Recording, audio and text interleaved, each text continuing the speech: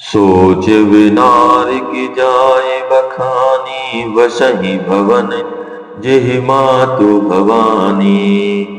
सादर बोले शकल बराती, विष्णु विरंचि देव सब जाति।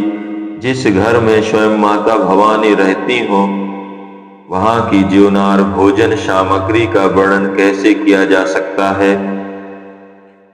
हिमाचल ने आदर पूर्वक शब बारातियों को विष्णु, ब्रह्मा और शब जाति के देवताओं को बुलवाया। विविध पांति बैठी जीवनारा, लगे परुषन निपुण सुआरा। नारी वृंद सुर जीवत जानी, लगी देने गारी मृदुवानी। भोजन करने वालों की बहुत सी पंक्तियां बैठी, चतुर रसोइये परोसने लगे। स्त्रियों की मंडलियां देवताओं को भोजन करते जानकर कोमल वाणी से गालियां देने लगी। गारी मधुर स्वर दे, गारी मधुर स्वर दे, सुंदर बिंग वचन सुनावहि।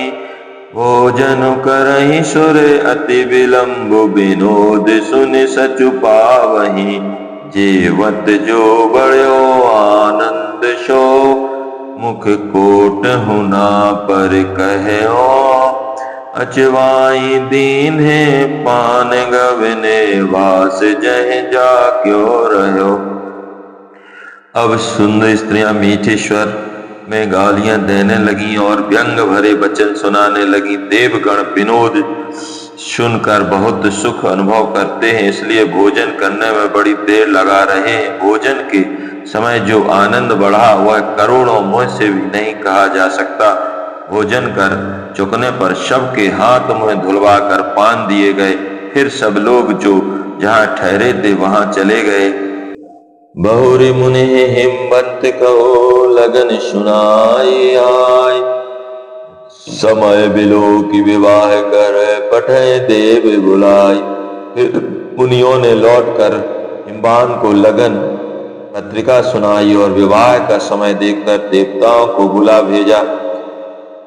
बोली सकल सुर सादर लीन है, सबई यथोचित आसन दीन है। वेद वेद विधान सवारी, सुभग सुमंगल गावहि नारी। सब देवताओं को आदर सहित बुलवा लिया और सबको यथायोग आसन दिए। वेद की रीति से वेदी सजाई गई और स्त्रियां सुंदर श्रेष्ठ मंगल गीत गाने लगी। सिंहासन अति दिव्य सुहावा, जाई न बरन बिरंच बनावा। बैठे शिव विप्रन शिरुर नाई, हृदय सुमरि निज प्रभु रघुराई।